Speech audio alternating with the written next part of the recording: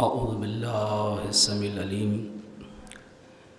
من الشیطان اللعین الرجیم بسم اللہ الرحمن الرحیم الحمد للہ رب العالمین الصلاة والسلام علی سیدنا و نبینا ابی القاسم مصطفیٰ محمد وعلی آلہ الطیبین الطاہرین المعصومین المنتجبین المنتخبین لا سیما لبقیت اللہ فی الارضین وحجتہ علی العالمین اما بعد فقد قال اللہ سبحانہ وتعالی فی کتاب الحکیم بسم اللہ الرحمن الرحیم هو الذی بعث فی الامیین رسولا منہم یتلو علیہم آیاتہ ویزکیہم ویعلمہم الکتاب والحکمہ وإن كانوا من قبل لفی ضلال مبین۔ پیغمبر اسلام صلی اللہ علیہ وآلہ وسلم اللہم صل علی محمد کی حالات زندگی کے حوالے سے ہماری آج یہ دوسری نشست ہے۔ ہم نے اپنی پہلی نشست میں تاریخ کے حوالے سے گفتگو کی تھی کہ تاریخ کی اہمیت کیا ہے اور اس کے مراحل، اس کی اقسام اور پیغمبر اسلام کی تاریخ اور ان کے حالات زندگی کے سلسلے میں جو کتب تحریر کی گئیں اس کے بارے میں ہم نے گفتگو کی تھی۔ آج ہماری جو گفتگو ہے اس کا تعلق پیغمبر اسلام صلی اللہ علیہ وآلہ وسلم نے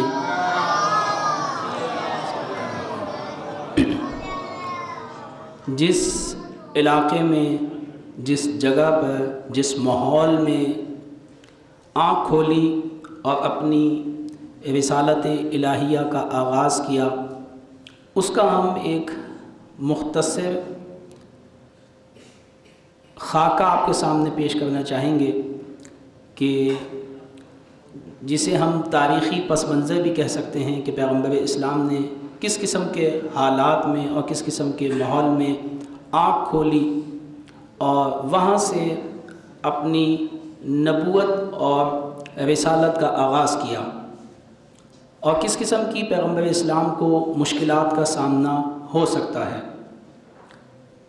اور یہ تاریخی پس منظر جو پیش کیا جا رہا ہے اور جو بیان کیا جا رہا ہے، اس کے اہداف میں سے ایک ہدف یہ ہے تاکہ ہم یہ جانیں کہ پیغمبر اسلام نے ایک ایسے ماحول میں جسے قرآن نے ضلال مبین کہا، جسے جاہلیت کہا گیا، ایک ایسے زمانے میں آنکھ کھولی جہاں پہ تمدن نام کی کوئی چیز موجود نہیں تھی، جہاں پہ لوگ بالکل جنگلی قسم کے تھے، جہاں جاہلیت کا ماحول تھا، مگر پیغمبر اسلام نے اس کے باوجود بھی اپنی مسلسل کوشش کو جاری رکھا اور ایسے افراد کو متمدن انسان بنانے میں کامیاب ہو گئے اور ایک اسلامی حکومت کا قیام کیا اور رسالت الہیہ پہنچانے میں کسی بھی قسم کی کوتاہی نہ کی اور بالآخر کامیاب ہو گئے۔ تو یہ چیز بھی ہمارے لیے درس ہے کہ ہم بھی جو ہمارے کندھوں پر ذمہ داریاں ہیں تو ان ذمہ داریوں کے ادا کرنے میں، ان ذمہ داریوں کو نبھانے میں کسی بھی قسم کی کوتاہی نہ کریں۔ اگرچہ ہمارے ارد گرد مشکلات بہت زیادہ ہوتی ہیں، پریشانیاں بہت زیادہ ہوتی ہیں، ممکن ہے ماحول بھی سازگار نہ ہو، لیکن انسان کو ماحول کی ناسازگاری، رکاوٹیں، پریشانیاں، مصیبتوں کا ہونا جو ہے وہ اس چیز کا سبب نہ بنے کہ انسان اپنی ذمہ داریوں میں کوتاہی برتے، بلکہ یہ کہ مستحکم ارادے کے ساتھ اگر انسان اپنی ذمہ داریوں کو ادا کرے اور خدا کی راہ میں کھڑا ہو جائے تو پھر خدا نے بھی وعدہ کیا ہے کہ والذین جاہدوا فینا لنہدینہم سبلنا، جو لوگ ہماری راہ میں جہاد کرتے ہیں، کوشش کرتے ہیں، تلاش کرتے ہیں، پھر ہم ان کے لیے راہیں کھول دیتے ہیں۔ تو یہ تاریخی پس منظر جو بیان کیا جا رہا ہے، اس کے اہداف میں سے ایک ہدف یہ ہے۔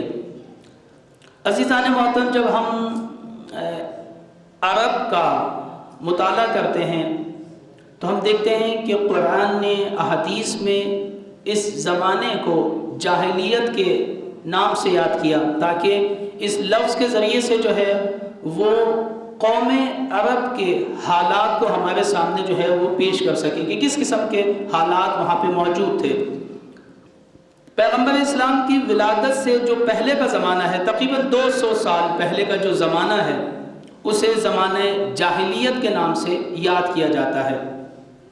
جو زمانہ بھی نور توحید اور نور رسالت سے خالی ہو، جو زمانہ بھی پیغام رسالت، پیغام توحید اور پیغام ولایت سے خالی ہو، ایسے زمانے کو زمانہ جاہلیت کہا جاتا ہے، جہاں پہ کسی بھی قسم کے توحید کا پرچار نہ ہو۔ جب ہم عربوں کے جغرافیہ کا مطالعہ کرتے ہیں کہ یہ عرب جہاں پہ پیغمبر اسلام نے آنکھ کھولی، جس قوم کے درمیان، جس علاقے میں، یہ جو ہے تقریباً جغرافیائی حوالے سے جب ہم اسے دیکھتے ہیں تو تقریباً 3 لاکھ مربع کلومیٹر کا یہ علاقہ تھا جس علاقے میں پیغمبر نے آنکھ کھولی ہے، جس کے وسط میں جو آج تقریباً آج کا جو عرب ہے اس دور کے عرب سے مختلف تھا۔ تقریباً آج ہم کہہ سکتے ہیں کہ جسے آج ہم عربستان کہتے ہیں، یمن کہتے ہیں، کویت کہتے ہیں، قطر کہتے ہیں، بحرین کہتے ہیں، عمان کہتے ہیں، متحدہ عرب امارات کہتے ہیں، آج یہ ان مختلف ممالک میں تقسیم ہو گیا ہے۔ لیکن اس دور میں جب پیغمبر اسلام نے آنکھ کھولی جس علاقے میں، یہ پورا علاقہ جو تھا عرب کے نام سے مشہور تھا۔ یہ جو سعودی عرب ہے یہ اسی میں شامل ہے۔ اس دور میں اس پورے علاقے کو عرب کہا جاتا تھا، اور یہ تقریباً جو ہے 3 حصوں میں بٹا ہوا تھا اس دور میں۔ ایک علاقے کو یمن کہا جاتا تھا، ایک کو حجاز کہا جاتا تھا، جو مشرقی حصہ تھا وہ حجاز کہلایا کرتا تھا، اور جو مشرقی جنوبی حصہ تھا تقریباً اسے ہم یمن کہا کرتے تھے اس حصے کو، اور جو اس کا مرکزی علاقہ تھا جس میں سے کچھ حصہ مشرق کا بھی تھا، تو یہ علاقہ ہے، یہ صحرائے عرب اس کو کہتے تھے، یہ مرکزی علاقہ تھا۔ عرب کا جو اکثر علاقہ تھا وہ تقریباً صحرا تھا، جس میں تقریباً پہاڑ آیا کرتے تھے، صحرا تھے۔ ایسی جگہ کے اوپر آنا، تجارت کرنا یہ بہت مشکل کام ہوا کرتا تھا، لوگوں کا آنا ایسے علاقوں کے اندر، رابطے برقرار کرنا ایسے علاقے سے، یہ خود ایک مشکل کام ہے کہ عرب جو ہیں ایک ایسے علاقے میں آباد ہے کہ جہاں دوسرے لوگوں کا رابطہ بھی ممکن، یعنی بہت زیادہ مشکل تھا کہ دوسرے لوگ ان سے رابطہ کر سکیں، اور اسی طرح ان کا بھی رابطہ جو ہے وہ مشکل سے ہوا کرتا تھا۔ اس کی وجہ یہ تھی کہ یہ عرب جو ہے اسے جزیرہ نما کہا جاتا ہے، یعنی یہ کہ 3 طرف سے یہ پانی میں گھرا ہوا تھا اور صرف ایک راستہ خشکی کا تھا، تو لہٰذا دوسرے جو قریبی ممالک تھے وہ اس سے رابطہ برقرار نہیں کر سکتے تھے۔ لہٰذا جغرافیہ حوالے سے اس طرح سے جو یہ عرب تھا۔ جب ہم عربوں میں قومیت کے حوالے سے دیکھتے ہیں، معاشرتی اور سماجی حوالے سے اس کا مطالعہ کرتے ہیں عرب کا، کہ جس معاشرے میں پیغمبر اسلام نے آنکھ کھولی، تو یہاں تقریباً 2 قومیں آباد تھیں۔ ایک کو بائدہ کہا جاتا ہے، اور آپ کو پتہ ہے کہ قوم اور قبیلہ ان کے ذریعے سے معاشرے تشکیل پاتے ہیں۔ قوم کا تعلق آداب، رسومات، زبان اور ملی تہذیب و ثقافت سے ہوتا ہے۔ جو علاقے کی تہذیب، ثقافت ہو، ادب ہو وہاں کا، اس کے آداب ہوں، اس کی رسومات ہو، ان چیزوں کا تعلق قوم سے ہوتا ہے۔ عرب میں جو تھی وہ ایک قوم بائدہ تھی، وہ یہاں پہ آباد تھی۔ حضرت ہود علیہ السلام اور حضرت صالح علیہ السلام کی جو قومیں تھیں، آپ نے نام بھی قرآن میں سنا ہوگا ان کا، جنہیں عاد و سمود کہا جاتا ہے، یہ ایسی قومیں تھیں جو نابود ہو گئی تھی۔ پیغمبر اسلام کے آنے سے پہلے یہ قومیں نابود ہو گئی تھی، اس کا کوئی وجود جو ہے پیغمبر اسلام کے دور میں نہیں تھا۔ ان قوموں نے نافرمانی کی تھی اپنے انبیاؤں کی، لہٰذا یہ قومیں نابود ہو گئی تھی۔ دوسری قوم جو آباد تھی وہ باقیہ تھی۔ باقیہ جو ہے اس کے دو حصے ہو گئے تھے، ان میں سے ایک جو تھے وہ عاربہ کہلاتے تھے اور ایک مستعربہ کہلاتے تھے۔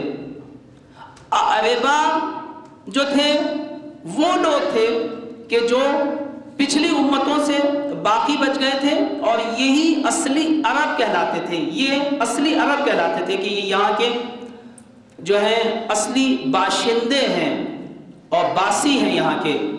یہ عاربہ جو تھے، ان کا کہنا یہ ہے کہ یورپ بن قحطان، یہ وہ انسان ہے یورپ بن قحطان کہ جو عربی قوم کا جد اعلیٰ تھا، جس نے سب سے پہلے عربی بولی اور عربی اسی سے چلی ہے۔ یورپ بن قحطان اس کا نام تھا اور عربی اس نے بولی ہے۔ یہ قوم وہاں پہ آباد تھی۔ آپ نے نام سنا ہوگا اوس و خزرج کا۔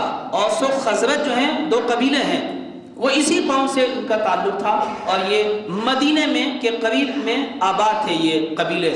آخری زندگی میں پیغمبر اسلام نے جو ہے ان سے جو ہے معاہدات بھی کیے تھے۔ انشاءاللہ پھر ہم جب وہاں پہنچیں گے تو پھر اس پہ بات کریں گے، لیکن ہم یہ خاکہ آپ کے سامنے پیش کر رہے ہیں کہ کس قسم کی قومیں وہاں پہ آباد تھیں، کس قسم کے قبیلے آباد تھے، کیا نظریے ان کے پاس موجود تھے اور پیغمبر کو کتنی مشکلات کا سامنا جو ہے وہ کرنا پڑا۔ اس کے بعد جو ہے ایک اور قوم جو آباد تھی وہ مستعربہ قوم ہے۔ یہ جو مستعربہ قوم ہے یہ اصیل عرب نہیں شمار ہوتے تھے۔ ان کا سلسلہ جو ہے یہ وہ قوم ہے مستعربہ کہ حضرت اسماعیل علیہ السلام جو ہیں یہ ان کے جد اعلیٰ ہیں۔ حضرت اسماعیل کا آپ کو پتہ ہے حضرت ابراہیم علیہ السلام نے ہجرت کی تھی فلسطین سے، اور اس کے بعد یہ یہاں پہ آ کے مکے میں آ کے جو ہے حضرت اسماعیل کو چھوڑ کے گئے تھے حضرت ہاجرہ کے ساتھ، کہ جو واقعہ آپ نے سنا ہے مکمل طور سے حضرت اسماعیل کی زندگی کا، کہ وہ کس طرح سے آئے تھے، کس طرح سے رہے تھے، اور پھر ان کے پیروں سے کس طرح سے آب زمزم جو ہے وہ جاری ہوا تھا۔ وہی حالات اس دور سے جو ہے یہاں پہ اس قوم کا آغاز ہوا، حضرت اسماعیل علیہ السلام کی قوم کا۔ یہ مستعربہ ہے۔ پیغمبر اسلام کا سلسلہ جو ہے وہ اس سے جو ہے وہ ہے، حضرت اسماعیل علیہ السلام کی اولاد ہے پیغمبر اسلام۔ لہٰذا یہ کہ پیغمبر اسلام کو یہ جو عربہ لوگ تھے جو پہلے سے یہاں پہ آباد تھے، یہ پیغمبر اسلام کو اصلی عربی بھی نہیں سمجھا کرتے تھے، اور پیغمبر اسلام جو تھے وہ عدنانی لوگوں کے حوالے سے پہچانے جاتے تھے۔ ان لوگوں کو عدنانی کہا جاتا تھا کیونکہ پیغمبر اسلام صلی اللہ علیہ وآلہ وسلم کے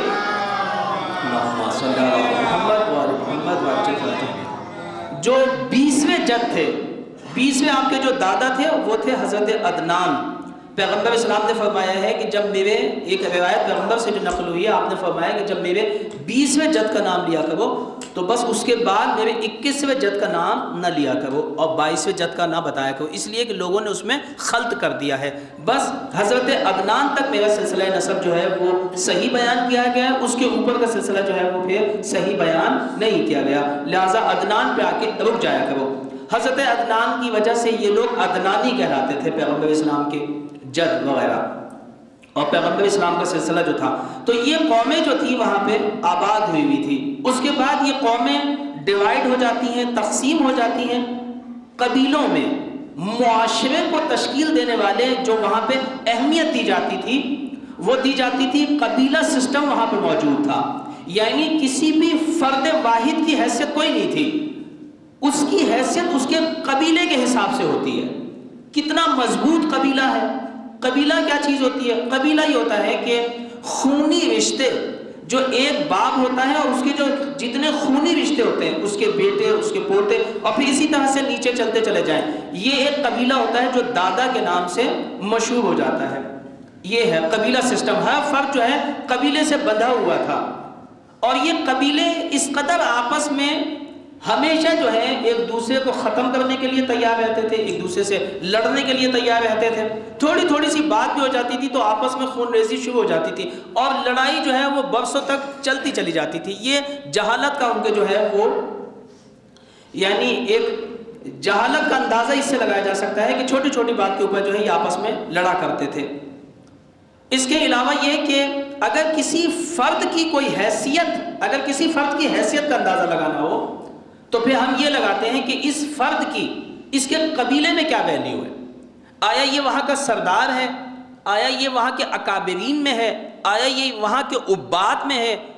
اس کا شمار وہاں کے کون سے لوگوں میں ہوتا ہے؟ اس کا اسٹیٹس جو ہے وہ قبیلے میں کیا ہے؟ اگر اس کا کوئی اسٹیٹس، اگر اس کا کوئی مقام اس کے قبیلے میں ہے تو تب تو پھر اسے معاشرے میں حیثیت دی جاتی تھی، ورنہ فرد واحد کی معاشرے میں کوئی حیثیت نہیں ہوتی تھی.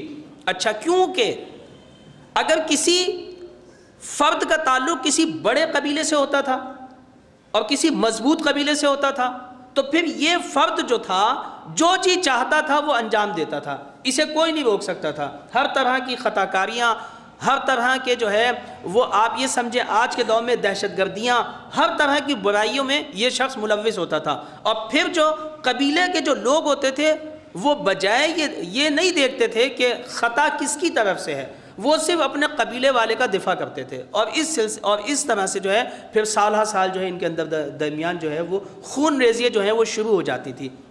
اگر یہ چیزیں اس وجہ سے پیش کی جا رہی ہیں کہ اگر یہ چیزیں آج ہمارے دور میں بھی پائی جاتی ہیں، اگر ہم بھی انہی چیزوں کے اندر مبتلا ہیں تو اس کا مطلب یہ ہے کہ دور جہالت کی نشانیاں موجود ہیں ہمارے اندر بھی. ہمیں اپنے اندر ان تمام چیزوں کو ختم کرنا ہوگا. یعنی یہ نہیں دیکھنا مجھے کہ یہ میری قوم کا ہے، میرے قبیلے کا ہے، میرے علاقے کا ہے، میری زبان بولتا ہے، میری نسل سے ہے، بلکہ ہمارے پاس جو معیار ہونا چاہیے وہ حق و باطل کا ہونا چاہیے کہ حق کس طرف ہے اور باطل کس طرف ہے. جس طرف حق ہے ہمیں اس کا ساتھ دینا چاہیے، نہ یہ کہ ہمیں یہ دیکھنا چاہیے کہ ہماری قوم کا ہے، ہمارے قبیلے کا ہے، ہمارے علاقے کا ہے، ہمارے اس کا تعلق ہمارے جو ہے وہ ڈپارٹمنٹ سے ہے. نہیں، اس قسم کی چیزیں جو ہیں وہ معیارات نہیں ہیں، بلکہ یہ تمام معیار جو ہیں یہ جہالت کے معیار ہیں، زمانہ جاہلیت کی نشانی ہے. اگر یہ آج کے دور میں بھی پائی جاتی ہیں اس کا مطلب یہ ہے کہ پھر ہم نے ترقی نہیں کی ہے، بلکہ ہم اسی زمانے کے اوپر باقی رہ گئے ہیں. اور پیغمبر اسلام کے آنے کا کم از کم ہمیں کوئی فائدہ نہیں ہوا ہے. پیغمبر اسلام نے یہی کام کیا، اس دور میں اس قبیلہ سسٹم کو ختم کیا اور ان سب کو جو ہے آپس میں ایک دوسرے کا بھائی بنا دیا تھا کہ انشاءاللہ تعالی العزیز ہم اس پہ بات کریں گے. تو یہ قبیلئی سسٹم وہاں پر موجود تھا اور جو ہے اس طرح سے قومیں جو ہے وہ قبیلوں میں تقسیم ہو گئی تھی. اس کے بعد جو ہے جب ہم وہاں پہ سیاسی حالات پہ نظر کرتے ہیں تو جو سیاسی حالات تھے وہاں کے سیاسی حالات یہ کہ یعنی ایک نظام قائم ہو معاشرے کے اوپر اور اس معاشرے کا جو نظم و انضباط ہو ایک حکومت کے ہاتھ میں اس کا کنٹرول ہونا چاہیے. لیکن عرب کا جو زمانہ تھا اور جو عرب تھا اس میں اس قسم کی کوئی حکومت قائم نہیں تھی. اچھا، جو دوسرے لوگ تھے، دوسرے جو برابر کے ممالک تھے، مثال کے طور پہ اس دور کی جو بڑی طاقتیں تھیں، ایک طاقت تھی ایران کی طاقت تھی، ایک روم کی طاقت تھی. وہ بھی ان کے اوپر حملہ آور نہیں ہوتے تھے، وہ حملہ نہیں کرتے تھے کہ انہیں اپنے زیر تحت لے لیں، اپنی حکومت کے زیر تحت لے لیں، ان کو نہیں لیتے تھے. کیوں؟ اس کی دو بڑی وجوہات تھیں. نمبر ایک یہ کہ وہ یہ سمجھتے تھے کہ ان کے علاقے کے اوپر قبضہ کرنا جو ہے وہ ان کے لیے سود مند نہیں ہے. کیوں؟ اس لیے کہ عرب کا زیادہ تر علاقہ جو تھا وہ صحرا پہ مشتمل تھا، وہاں چٹانیں زیادہ تھیں، پہاڑ زیادہ تھے. جس طرح سے آج بھی اگر کوئی علاقہ صحرا ہو، جہاں پہ صحرا ہوں، وادیاں ہوں، چٹانیں ہوں، پہاڑ ہوں، وہاں پہ کوئی شہریت نہ ہو، وہاں پہ تجارت کے مواقع نہ ہوں، وہاں پہ اس قسم کے ذخائر موجود نہ ہو، تو پھر وہاں پہ جو ہے زیادہ تر لوگ جو ہیں وہ رغبت نہیں کرتے، لوگ جا کے وہاں پہ آباد نہیں ہوتے. تو ایک تو یہ وجہ تھی کہ ایران بھی ان پہ حملہ آور نہیں ہوتا تھا، روم بھی ان کے اوپر حملہ آور نہیں ہوتا تھا، کیونکہ وہاں کی زمین جو تھی وہ اس طرح کی تھی. اور دوسری وجہ جو تھی کیونکہ عرب قوم جو تھی خود صحرا میں رہتے تھے. آپ دیکھیں ان لوگوں کو جو صحراؤں میں رہتے ہیں، جو جنگلوں کے اندر رہتے ہیں، ان کو مہار کرنا، ان کو کسی قانون کے تحت لانا جو ہے بہت زیادہ مشکل ہو جاتا ہے۔ جیسے کہ مثال کے طور پہ خود اگر آپ بھی محسوس کریں گے کہ اگر کوئی گاؤں سے جو ہے شہر کی طرف کرتا ہے تو آپ دیکھیں گے کہ اس کو بہت ساری چیزیں سمجھ میں نہیں آتی، وہ بہت سارے قوانین کی رعایت نہیں کر پاتا، کیونکہ شہر جو ہوتے ہیں تقریباً ایک نظم و ضبط کے تحت حرکت کرتے ہیں، جبکہ گاؤں کے اندر بہت سارے وہ قوانین جو شہروں کے اندر موجود ہوتے ہیں، جو نظم و ضبط یہاں پہ موجود ہوتا ہے وہ وہاں پہ موجود نہیں ہوتا، اور انہیں عادت بھی نہیں ہوتی اس نظم و انضباط کی، لہٰذا یہ کہ وہ فوری طور پہ یہاں سے حرکت کر کے واپس جو ہے اپنے گاؤں اپنے علاقوں کے اندر چلے جاتے ہیں، انہیں وہاں کی عادت ہوتی ہے، وہ ان تمام چیزوں کی رعایت اور پابندی نہیں کر پاتے بعض دفعہ۔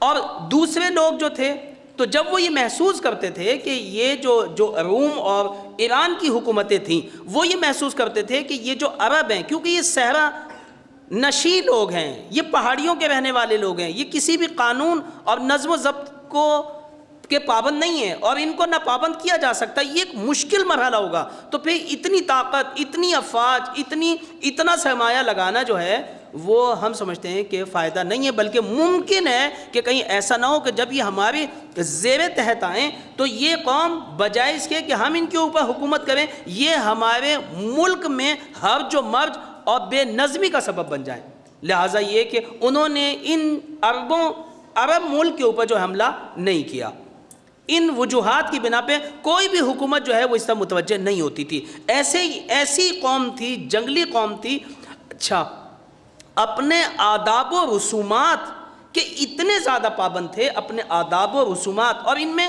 خرافات اتنے زیادہ رائج تھے کہ آپ کو بتایا نہیں جا سکتا، بہت زیادہ پابند تھے اپنی تمام چیزوں کے، کسی بھی طرح چھوڑنے کے لیے تیار ہوتے ہی نہیں تھے، اپنی آداب و رسومات کو پختہ تھے، اور بہت سارے خرافات تھے۔ مثال کے طور پر میں ایک چھوٹی سی بات یہاں پہ عرض کروں کہ کبھی کبھی جو ہے وہ اگر بارش نہیں ہوتی تھی عربوں میں تو ان کے یہاں رواج یہ تھا، ہمارے بھی آج کل بہت سارے علاقوں کے اندر جو ہے وہ اس قسم کے بہت ساری جگہوں پہ خرافات اور رواج موجود ہیں، ان کے یہاں ہوتا تھا جب بارش نہیں ہوتی تھی تو یہ کرتے تھے کہ گائے کو لے کے آتے تھے اور اس کے پیچھے جو ہے ایک لکڑی باندھ دیتے تھے اور پھر اس گائے کو پہاڑ پہ چھوڑ دیتے تھے اور اس لکڑی میں آگ لگا دیتے تھے، جب لکڑی آگ لگتی تھی اس میں اور یہ لکڑی جلتے جلتے جو گائے کی طرف آتی تھی، تو جب گائے کو آگ لگتی تھی اور وہ جلتی تھی تو وہ چیختی تھی، کبھی اس پہاڑ پہ کبھی اس پہاڑ پہ کبھی اس پہاڑ پہ وہ چیختی تھی، تو یہ ان سب کا خیال یہ تھا کہ جب گائے چیخے گی اور تڑپے گی تو خداوند متعال جو ہے وہ پھر بارش کو برسائے گا، اور پھر جو ہے اس کے چیخنے سے جو ہے وہ پانی برسنا شروع ہو جائے گا۔ یہی ان کے یہاں جو ہے ایک روایت تھی، ایک رواج تھا، ایک خرافہ تھا ان کے یہاں، اس قسم کے بہت سارے خرافات جو ہیں موجود تھے۔ اچھا، اور یہ وہ چیزیں تھیں کہ جن کو چھوڑنے پہ ہرگز تیار دکھائی نہیں دیتے تھے، حتیٰ کہ بعض لوگ جو تھے جو شہر نشین تھے ان میں سے کچھ افراد، وہ بھی جب اپنی قوم، اپنی زبان، اپنے آداب و رسومات کو پختہ تر کرنا چاہتے تھے اپنی نسلوں کے اندر، تو وہ اپنے بچوں کو وہیں پہ بھیجا کرتے تھے، اپنے صحرا نشین علاقوں کے اندر بھیجا کرتے تھے، تاکہ جب یہ بچہ وہاں پر ران چڑھے گا تو ہماری تمام آداب و رسومات کو اچھی طرح سیکھ لے گا اور ہمارے اچھی طرح تمام تہذیب اس کے اندر موجود ہوگی، پختہ ہوگی، اور یہ اسی ذہنیت کا مالک ہوگا۔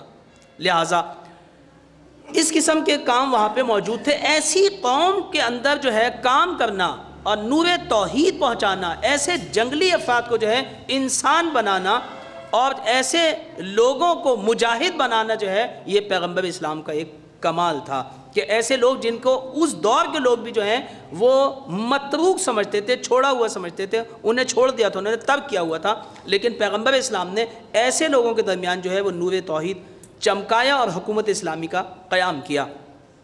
تو لہٰذا یہ ہے کہ ان کے یہاں نہ کوئی آپ دیکھیں تو نظم و ضبط کوئی دکھائی دیتا ہے ان کے یہاں، اور نہ کوئی تمدن نام کی بہت ساری چیزیں جو ہیں ان کے یہاں دکھائی نہیں دیتی، اس طرح کی خرافات جو ہیں ان کی زندگیوں میں بہت زیادہ دکھائی دیتے ہیں۔ البتہ ایسا نہیں تھا بالکل کہ آپ یہ کہیں کہ کسی بھی قسم کی حکومت نام کی کوئی چیز وہاں پہ موجود نہیں تھی، نہیں، حکومتیں تھیں بھی تو علاقوں میں تھیں، خطوں کے اندر تھیں، ایک شہر کے اندر حکومت ہوا کرتی تھی، یعنی مخصوص حکومتیں ہوا کرتی تھی، جیسے یمن کے اندر جو حضر موت شہر تھا وہاں پہ ان کی حکومت تھی، سبا نامی شہر میں ان کی حکومت تھی، مطلب ایک ایک چھوٹے چھوٹے علاقوں کے اندر جو ہے بعض علاقوں کے اندر حکومتیں پائی جاتی تھیں۔ لیکن اس کے باوجود جو ہے ہلکی ہلکی ان میں حکومتیں پائی جاتی تھیں، چھوٹی چھوٹی حکومتیں پائی جاتی تھیں، لیکن خرافات اس قدر حاوی تھے ان کے اوپر، اور ان کے ہٹ دھرمی ضدی پن اور ان کی وہی آداب و رسومات جو آباء و اجداد سے چلتے آ رہے تھے، وہ اس قدر اس کے پابند تھے کہ کسی بھی نئی چیز کو قبول کرنے کے لیے تیار دکھائی نہیں دیتے تھے۔ بہرحال یہ ایک سیاسی حوالے سے ان کا تاریخی پس منظر تھا۔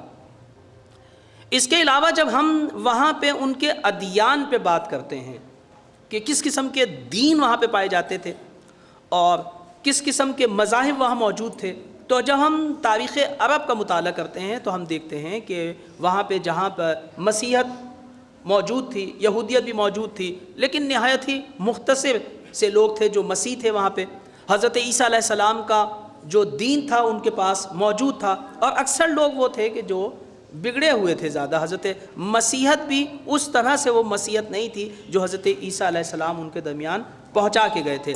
یہودی موجود تھے۔ اس کے علاوہ جو ہے جو مرکزی وہاں پہ دین کے عنوان سے پہچانا جاتا تھا وہ دین بت پرستی کا دین تھا، جس میں زیادہ تر عرب جو تھے وہ بت پرست تھے۔ ایک ایسا دین تھا۔ یہ بت پرستی جو ہے، توجہ کریں، بت پرستی کس طرح سے عربوں میں آئی، اس کا آغاز کیسے ہوا، اس کے بھی مختلف آرائیں ہیں اس سلسلے میں۔ مثال کے طور پہ بعض لوگوں کا کہنا یہ ہے، توجہ کریں، بہت اہم چیز ہے یہ، کہ ہمارے درمیان بھی بہت ساری چیزیں اسی طرح سے رائج ہو جاتی ہیں اور انسانوں کو پتہ نہیں ہوتا۔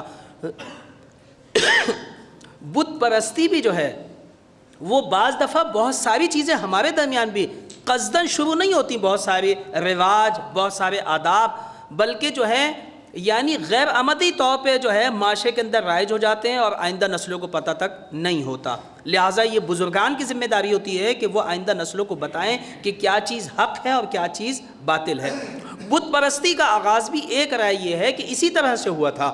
مثال کے طور پہ حضرت اسماعیل علیہ السلام کی جو اولاد تھی، جب وہ مکے سے دوسرے علاقوں کے اندر گئے، جب مکے میں موجود تھے اور پھر دوسرے عرب علاقوں کے اندر جو ہیں وہ منتشر ہوئے ہیں، تو پھر انہیں اپنا وطن بہت زیادہ یاد آتا تھا۔ جیسے آج بھی اگر آپ لوگ بھی، ہم میں سے کوئی بھی جو ہے اپنے وطن سے دور جاتا ہے تو جو ہے وہ مثال کے طور پہ جو ہے اپنے وطن کو دوست رکھتا ہے، اسے اپنا وطن یاد آتا ہے، تو ممکن ہے کہ بہت ساری چیزیں جو ہے اپنے وطن کے سلسلے میں، یا انسان کو جو چیز یاد آتی ہے، کبھی اسے اپنے بچے یاد آ جاتے ہیں، کبھی مثال کے طور پہ ہو سکتا ہے اسے اپنے والد یاد آتے ہیں، تو ان کی تصویریں جو ہے وہ اپنے پاس رکھ لیتا ہے۔ آج کے دور میں تصویریں رکھ لیتا ہے، اپنے بچے کی تصویر اس کے ہر وقت پاس ہے، اسے دیکھتا رہتا ہے، کبھی اس کے بوسے لیتا رہتا ہے۔ اسی طرح ممکن ہے اس کی والدہ ہوں، مثال کے طور پہ اس کے والد موجود ہوں، جن کی تصویریں وہ ہمیشہ اپنے پاس رکھتا ہے۔ وہ دور تصویروں کا دور نہیں تھا۔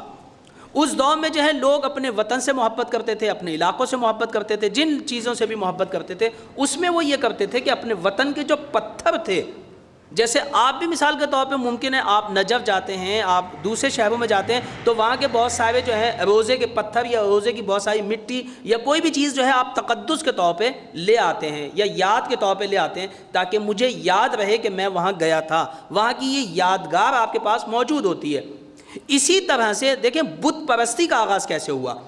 جب یہ لوگ انہوں نے مکہ چھوڑا، منتشر ہوئے مختلف جگہوں کے اوپر، تو ان لوگوں نے بھی یہی بہت ساری چیزیں کی کہ یہ وہاں کے پتھر، بہت ساری چیزیں جو اپنے پاس رکھتے تھے، اور پھر ان سے یہ ہوا کہ اس کو ہمیشہ چوما کرتے تھے، اس کے بوسے لیا کرتے تھے، اس کو تقدس کی نگاہ سے دیکھتے تھے، اس کا احترام بہت زیادہ کرتے تھے ان چیزوں کا، حتیٰ کہ بعض دفعہ ایسا ہوا کرتا تھا کہ ان کو رکھ کے جو ہے ان کا طواف کیا کرتے تھے، حتیٰ کہ اس حد تک جو ہے اس کا احترام کیا کرتے تھے۔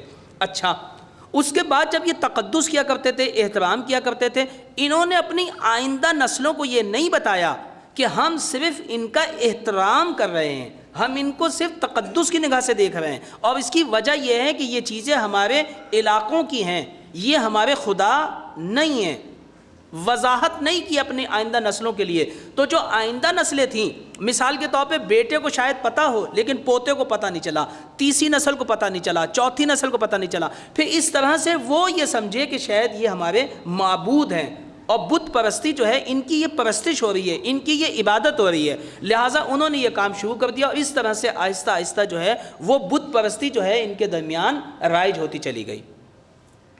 تو لہٰذا بہت ساری چیزوں کو اسی وجہ سے منع کیا جاتا ہے بعض دفعہ کہ آپ یہ والے کام انجام نہ دیں۔ ممکن ہے کہ آپ اسے تہذیب سمجھ کے انجام دے رہے ہوں، آپ اسے رسم سمجھ کے انجام دے رہے ہوں، آپ تو صحیح ہے، لیکن جو آئندہ نسلیں ہیں وہ اسے تہذیب نہیں سمجھیں گی، وہ اسے رسومات نہیں سمجھیں گی، وہ اسے اپنے دین کا حصہ سمجھیں گی، اور جب دین کا حصہ سمجھیں گی تو وہ اسے بعنوان دین کے لیں گی۔ اب اگر کوئی آ کے انہیں چھڑانا بھی چاہے گا تو وہ اسے ہرگز نہیں چھوڑیں گے، کیونکہ دین کو کوئی شخص نہیں چھوڑتا۔ توجہ ہے؟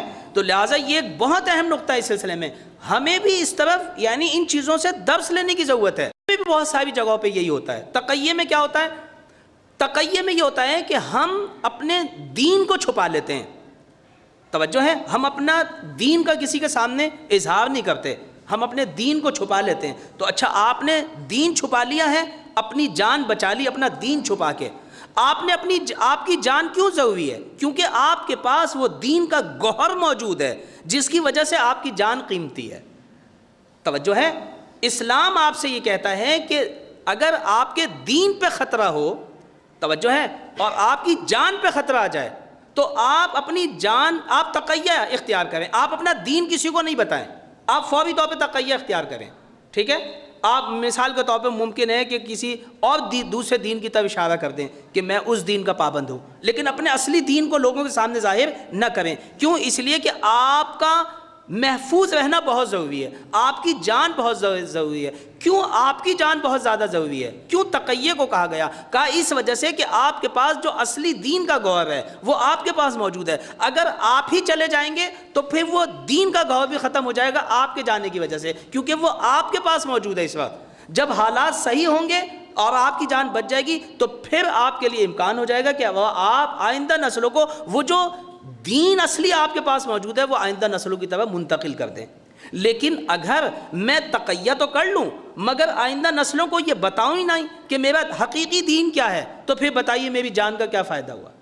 اس لیے کہ ہمیں جو ہے اپنا وجود نہیں بچانا، ہمیں شیعہ نہیں بچانے، ہمیں مسلمان نہیں بچانا، ہمیں شیعت بچانی ہے، ہمیں اسلام بچانا ہے، ہمیں مسلمان نہیں بچانے، ہمیں اسلام بچانا ہے۔ اگر ہم اسلام بچانے میں کامیاب ہو گئے تو پھر ہم مسلمان بھی بچا لیں گے، لیکن اگر ہم نے اسلام نہ بچایا تو پھر ہم مسلمان بھی نہیں بچا سکیں گے۔ یہ وہ ایک اہم نقطہ ہے جس کی طرف لوگ متوجہ نہیں ہوتے، اور اسی وجہ سے آپ دیکھیں، آپ کو ممکن ہے آپ پچھلی نسلوں میں چلے جائیں، آج کے دور میں آپ مختلف ممالک میں جائیں، ملائیشیا میں چلے جائیں، تھائی لینڈ میں چلے جائیں، انڈونیشیا کے اندر چلے جائیں، دوسرے ممالک میں جائیں، آپ کو وہاں پہ بہت سارے سادات ملیں گے، حتیٰ کہ اہل سنت میں بھی آپ کو سادات ملیں گے، لیکن آپ دیکھیں گے کہ وہ مکتب اہل بیت کے سب سخت قسم کے دشمن ہیں۔ حتیٰ کہ آپ دوسرے ممالک میں جب جائیں گے وہاں پہ آپ کو ائمہ کی اولاد ملے گی، لیکن وہ شیعہ نہیں ہیں، وہ اہل بیت کے مکتب کو نہیں جانتے۔ کیوں؟ اس لیے کہ ان کے بزرگان نے تقیہ کیا ایک دور کے اندر، اور تقیہ کے دوران اپنی اولاد کو یہ نہیں بتایا کہ ان کا اصلی مذہب کیا ہے۔ تو جب آپ نے اصلی مذہب نہیں بتایا تو پھر آپ کا تقیہ بیکار ہو گیا۔ آپ کو چاہیے تھا کہ ایک حد تک تقیہ کرتے آپ، لیکن اب اپنی اصلی نسلوں کو تو بتا کے جاتے، اپنے بیٹوں کو تو بتا کے جاتے کہ آپ کا دین کیا ہے، تاکہ وہ گوہر اصلی اور جس کی وجہ سے تقیہ کرایا گیا تھا وہ چیز محفوظ رہ جاتی۔ یہ نقصان ہو جاتا ہے کہ جب ہم اپنی نسلوں کو آئندہ کو صحیح چیز بتاتے نہیں ہیں۔ عزاداری بھی ایسے ہی ہے، دین بھی ایسے ہی ہے، ہمیں ہر چیز میں بتانا چاہیے کہ کون سی چیز اصل عزاداری ہے، کون سی چیز عزاداری ہے اور کون سی چیز رسم ہے، تاکہ جب بھی کوئی ولی خدا آ کے آپ کو صحیح چیز کی طرف نشاندہی کرے تو آپ اس کے مخالف کھڑے نہ ہوں۔ انبیاءوں کے ساتھ بھی یہی ہوتا تھا، لوگ اپنی رسومات کو اپنا دین سمجھنے لگتے تھے، جب انبیاء آ کے ان کی غلط رسومات کو منع کیا کرتے تھے اور خرافات کو منع کیا کرتے تھے، اور وہ ان خرافات کو اور وہ ان رسومات کو دین سمجھتے تھے، تو وہ پھر انبیاءوں سے ٹکرا جاتے تھے۔ اور ممکن ہے کہ بعض دفعہ یہ کام جو ہے غیر عمدی طور پہ ہو رہا ہو، وہ نہیں چاہتے ہوں کہ مثال کے طور پہ ہم اپنی رسومات کے مد مقابل جو ہے وہ انبیاءوں سے لڑ لیں۔ ہو سکتا ہے آج کے دور میں بھی ایسا ہی ہو، کوئی یہ نہ چاہتا ہو کہ میں اپنی رسومات کی حفاظت کی خاطر جو ہے وہ مثال کے طور پہ اپنے علماء سے لڑوں، فقہا سے لڑوں، کسی اور کو ولی خدا کو غلط کہوں، نہیں، وہ دین کے مقابلے میں سوچتے ہیں کہ جب دین سے کسی چیز کا ٹکراؤ ہو جائے تو پھر وہ اس کو نہیں مانتے. اور کیونکہ آپ کو یہ نہیں پتہ چلا کہ یہ چیز جس سے نبی خدا آپ کو منع کر رہا ہے، امام وقت آپ کو منع کرتا ہے، یہ دین نہیں ہے.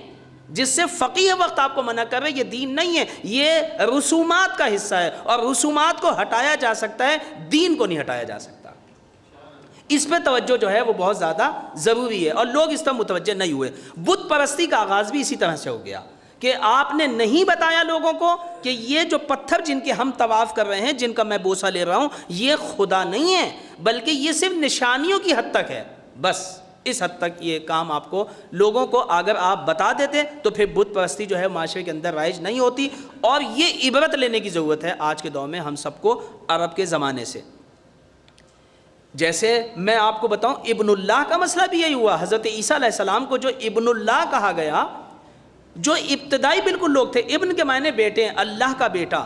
در حقیقت جو ابتدائی لوگ تھے ان کے بارے میں کہا جاتا ہے کہ انہوں نے ہرگز خدا کے بیٹے کے معنوں میں استعمال نہیں کیا تھا انہیں کہ خدا والد ہے اور یہ بیٹا ہے. نہیں، اس معنوں میں ہرگز ابن اللہ کو اس معنی میں استعمال نہیں کیا تھا انہوں نے، بلکہ ابن اللہ اس معنوں میں استعمال کیا تھا کہ جس طرح سے ایک بیٹا اپنے باپ کے نظریات کو آگے بڑھاتا ہے، اپنے باپ کی آئیڈیالوجی کو آگے بڑھاتا ہے، اپنے باپ کی فکر کو، اس کے پیغام کو آگے بڑھاتا ہے، اسی طرح سے حضرت عیسیٰ علیہ السلام خداوند متعال کا جو پیغام ہے اسے آگے بڑھانے والے، اس معنی میں ابن ہیں وہ. تو اس معنی میں اگر ابن ہو یعنی وہی پیغمبر کے معنی میں ابن ہو تو صحیح ہے. لیکن یہ کہ اگر پیغمبر والد اور ولد کے معنی میں ابن ہو تو یہ غلط ہے، کیونکہ خدا کا کوئی بیٹا نہیں ہے. لیکن ابن یہ انہوں نے ابتدا میں پیغمبر کے معنوں میں استعمال کیا تھا، رسول کے معنوں میں استعمال کیا تھا، لیکن اس استعمال کو لوگوں کو نہیں بتایا. وہ یہی سمجھے کہ وہ والد ہیں اور یہ ولد ہیں، وہ باپ ہے اور یہ بیٹا ہے. اور یہ غلط اصطلاح جو ہے معاشرے کے اندر رائج ہو گئی. جب آپ اپنی نسلوں کو، آئندہ نسلوں کو اپنے دین کی معرفت نہیں دیں گے تو پھر جو ہے ان کے مذاہب بھی غلط ہو جاتے ہیں، ان کے ادیان بھی غلط ہو جاتے ہیں. لہٰذا یہاں پہ جو ہے بہت زیادہ توجہ کی ضرورت ہے. بت پرستی بھی اسی طرح سے معاشرے کے اندر رائج ہو گئی، اور آپ نے دیکھ لیا کس قدر شدید مذمت اور اس قدر بت پرستی معاشرے کے اندر رائج ہوئی کہ 360 بت جو تھے وہ صرف مکے کے اندر تھے. ہر چیز کو بت بنا لیتے تھے، جسے کچھ بھی نہیں ملتا تھا وہ اپنے گھر کے اندر بھی 3-4 پتھر اٹھا کے لاتا تھا، 3 رکھتا تھا اور ایک اس کے اوپر رکھ کے اس کی پرستی شروع کر دیتا تھا. یعنی اس قدر مزاج کے اندر بت پرستی تھی کہ ہر گھر کے اندر جو ہے وہ بت پرستی موجود تھی، اور ہر گھر کے اندر جو ہے وہ بت موجود تھے. اور وہ جو آپ نے سنا ہے لات و عزا اور منات اور جو حبل ہیں، یہ 4 بت جو ہیں یہ ایسے بت تھے جو پورے عرب معاشرے کے لیے قابل احترام سمجھے جاتے تھے. اس طرح سے جو ہے بت پرستی جو ہے وہ معاشرے کے اندر جو ہے وہ رائج ہو گئی. ایک میں مختصر سی بات جو ہے یہاں پہ علوم و فنون کے سلسلے میں بھی کروں اور بات کو ختم کروں تاکہ بات زیادہ طولانی نہ ہو جائے. ابھی ہم نے بات کی تھی جاہلیت کی. جب بھی ہم عربوں کی بات کرتے ہیں اور ہم کہتے ہیں زمانہ جاہلیت، اور آپ بھی بار بار یہ لفظ سنتے ہیں اور اکثر سنتے ہی رہتے ہیں، تو اس کا مطلب یہ نہیں تھا کہ عرب جو تھے وہ لا بلد تھے ہر چیز سے، یعنی بالکل جاہل جیسے آج کے ہمارے لوگ ہوتے ہیں اور ان کے پاس کوئی علم نہیں ہوتا، کوئی ہنر نہیں ہوتا، کوئی فن نہیں ہوتا. تو ہمارے ذہن میں بھی یہی آتا ہے. عرب جب ہم کہتے ہیں زمانہ جاہلیت یعنی وہاں پہ کسی کے پاس کوئی علم نہیں تھا، یعنی وہاں پہ کسی کے پاس کوئی ہنر نہیں تھا. یعنی یہ مطلب ہے. اگر آپ تاریخ کا مطالعہ کریں، تاریخ اس کے برخلاف ہے. عرب ایسے نہیں تھے کہ ان کے پاس کوئی علوم نہیں تھا، نہیں. آپ اگر عربوں کی زندگی کو دیکھیں، علم الانساب کے عرب ماہر تھے. علم الانساب جو ہے ماہر تھے. البتہ زیادہ تر ان کا جو تعلق ہوتا تھا وہاں پہ ممکن ہے کہ اس طرح کے مدارس موجود نہ ہوں جیسے آج ہمارے منظم انداز میں اسکول موجود ہیں، کالج موجود ہیں، یونیورسٹیز موجود ہیں. اس انداز میں وہاں پہ جو ہے یہ روش تعلیم اور تربیت موجود نہیں تھا اس دور کے اندر البتہ. لیکن اگر آپ عربوں کی تاریخ کا مطالعہ کریں تو آپ دیکھیں گے زیادہ تر ان کے علوم اور ہنر کا تعلق ان کی ذاتی صلاحیتوں پہ ہوتا تھا، خداداد صلاحیتوں کے اوپر ہوتا تھا. مثال کے طور پہ ایک علم الانساب ہے. علم الانساب کا تعلق ہے، نسب کو بہت اچھا جانتے تھے عرب. یعنی آپ اپنے دادا کا نام بتائیں، باقی وہ آپ کو بتا دیں گے کہ آپ کا تعلق کون سے شجرہ نسب سے ہے. آپ کہاں سے ملتے ہیں جا کے؟ یعنی مثال کے طور پہ آج کے دور میں اگر ہم کہیں کہ اگر آپ کے اپنے دادا کا نام بتا دیں، تو اگر عرب کے دور میں ہوتے آپ کو وہ یہ بتا دیتے کہ آپ سید ہیں بھی یا سید نہیں ہے. اتنے اسپیشلسٹ ہوا کرتے تھے، ماسٹر ہوا کرتے تھے. 2-3 صرف آپ اپنا سلسلہ بتا دیں، باقی وہ آپ کو بتا دیتے تھے کہ آپ سید ہیں یا سید نہیں ہیں، آپ حضرت اسماعیل کی اولاد سے ہیں یا حضرت اسماعیل کی اولاد سے نہیں ہیں. ماسٹر ہوا کرتے تھے علم الانساب کے اندر، شجرہ نسب کے اندر. ایک اور علم جو تھا عربوں کے پاس، وہ علم نجوم کے اسپیشلسٹ ہوا کرتے تھے عرب. آج کے دور میں بھی لوگ نہیں ہوتے، اس دور میں علم نجوم کے اسپیشلسٹ ہوا کرتے تھے عرب. اور یہ شاید علم ان کی مجبوری تھی. اس کی وجہ یہ تھی کہ ابھی ہم نے کہا کہ جو عرب لوگ تھے وہ زیادہ تر صحرا نشیں تھے، صحراؤں میں رہا کرتے تھے. یہ شہروں کا رخ ہی نہیں کیا کرتے تھے، یہ صحرا نشیں ہوا کرتے تھے، اسی میں حرکتیں کیا کرتے تھے. ہاں البتہ تجارت کے لیے جاتے تھے کبھی کبھی شہر، یا کبھی لوٹ مار کے لیے چلے جاتے تھے، یا شہر کے تقدس کی وجہ سے وہاں پہ حرکت کیا کرتے تھے. لیکن یہ زیادہ تر صحراؤں میں حرکتیں کیا کرتے تھے. تو جب صحرا میں حرکت کیا کرتے تھے، جو صحرا ہوا کرتے تھے، ہم نے ابھی بتایا جہاں یہ صحرا تھا، جہاں یہ پہاڑی سلسلہ تھا، وادیاں تھیں، تو گرمی کی شدت میں مشہور ہے عربستان.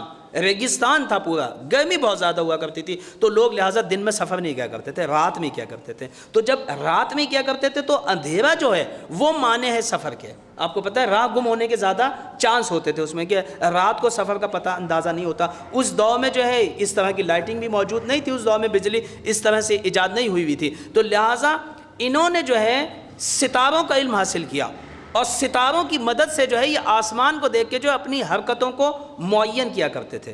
حتیٰ کہ علم نجوم کے اندر عرب اتنے اسپیشلسٹ تھے، یہ ستاروں کو دیکھ کے یہ بتا دیتے تھے کہ بارش ہونے والی ہے یا بارش نہیں ہوگی آج کی رات، آیا ہمیں حرکت کرنی ہے یا حرکت نہیں کرنی ہے. تو علم نجوم کے اسپیشلسٹ تھے عرب.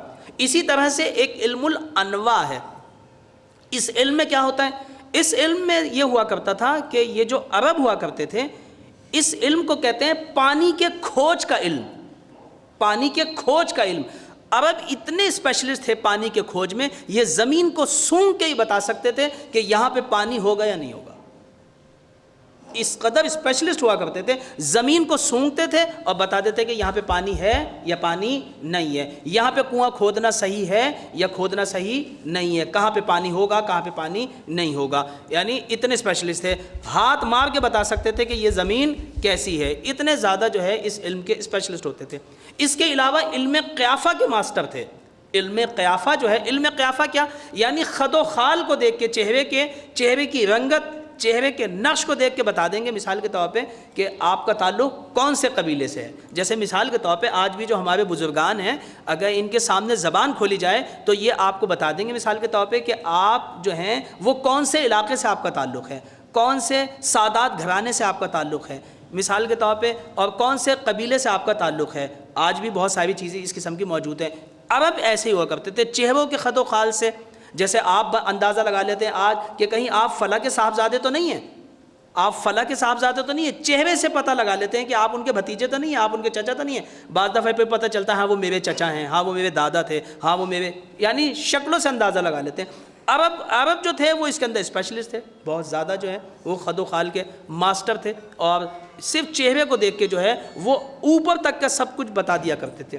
آخری جو میں جس علم کی طرف اشارہ کروں وہ علم و ادب اور شاعری کے بے نظیر، یعنی بے نظیر اور بے مثال، اور ایسے لوگ تھے جن کا کوئی ثانی نہیں تھا، لا ثانی انسان تھے. یعنی اس طرح کی شاعری کرتے تھے. اس طرح سے عرب جو تھے ادب کے اندر ماسٹر تھے کہ بیٹھے بیٹھے جو ہے بہترین اور خوبصورت قسم کے ایسے اشعار کہتے تھے کہ جن کا جواب لانا جو ہے وہ مشکل ہوا کرتا تھا. ایسے ہی دور کے اندر جو ہے پیغمبر اسلام نے قرآن کو پیش کیا ہے کہ جس کا جواب جو ہے وہ عرب نہیں لا سکے.